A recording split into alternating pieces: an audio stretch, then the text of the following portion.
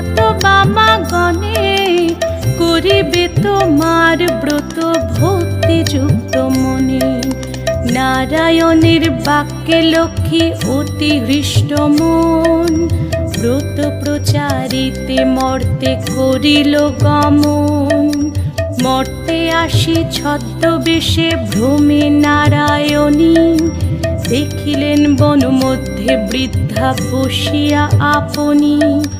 সদয় হইয়া লক্ষ্মী জিজ্ঞাসিল তারে, কহ মাগো কি হেতু এ ঘোর কান্তারে।